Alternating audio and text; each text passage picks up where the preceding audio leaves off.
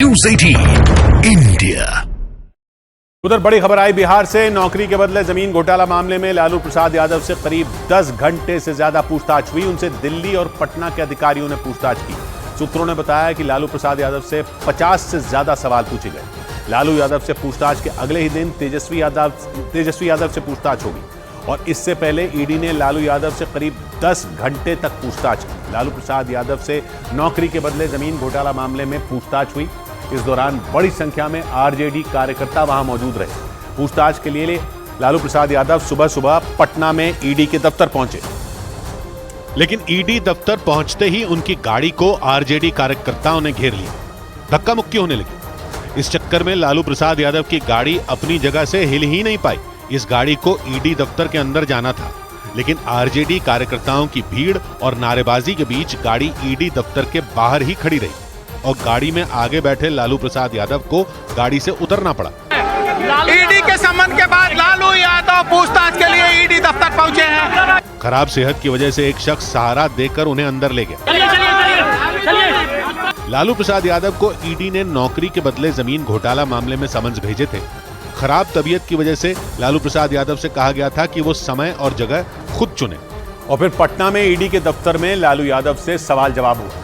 सूत्रों ने बताया कि उनसे करीब 50 सवाल पूछे गए, लेकिन इस सारी पूछताछ से पहले ईडी दफ्तर के बाहर गहमा-गहमी नजर आई, क्योंकि लालू प्रसाद यादव से पहले आरजेडी कार्यकर्ता वहां पहुंच गए।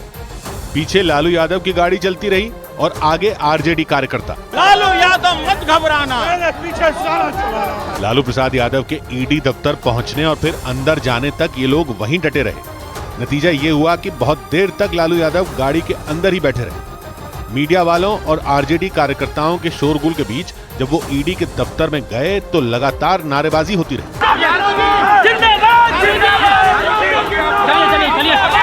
लालू यादव से पूछताछ के दौरान उनकी बेटी मीसा भारती ईडी दफ्तर के बाहर मौजूद थी और पूछताछ के बीच उन्हें लालू प्रसाद यादव से मिलने का मौका भी दिया गया। मीसा भारती को लालू यादव के कहने पर उनसे मिलने दिया गया। वो लालू यादव की सेहत की वजह से ईडी दफ्तर के बाहर मौजूद रही और ईडी दफ्तर के पास ही मौजूद एक मंदिर परिसर में बैठ गई। उनके साथ आरजेडी के कई विधायक और एमएलसी भी थे। मीसा भारती समेत इन सभी लोगों ने पहले मंदिर में दर्शन किए और फिर बाहर आकर मंदिर परिसर में बैठ गए।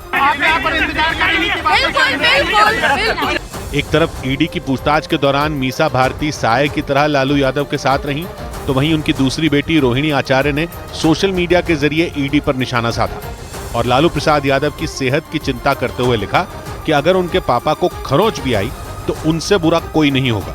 रोहिणी आचार्य की पोस्ट कुछ दिन पहले भी खूब चर्चा में आई थी, क्योंकि उन्होंने अपनी पोस्ट में नियत और विचारधारा के मुद्दे पर विरोधियों पर निशाना साधा था। इसे रोहिणी आचार्य का नीतीश पर हमला माना गया था। एक बार फिर रोहिणी आचार्य की पोस्ट में वही तेवर दिखे, क्योंकि बिहार में बीजेपी और जेडीयू की सरकार बनने के अगले ही दिन लालू यादव की ईडी के सामने पेशी हो गई और इससे पहले पटना में आरजेडी दफ्तर के बाहर बड़े बड़े पोस्टर लग गए। इस पोस्टर में लालू यादव और नीतीश कुमार दोनों की तस्वीरें नजर आई।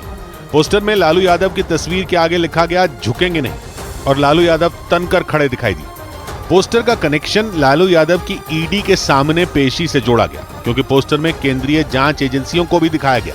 लालू प्रसाद यादव पर रेल मंत्री रहते नौकरी के बदले जमीन लेने का आरोप लगा। उन पर मुंबई, जबलपुर, कोलकाता, जयपुर और हाजीपुर जोन में नौकरी देने का आरोप है।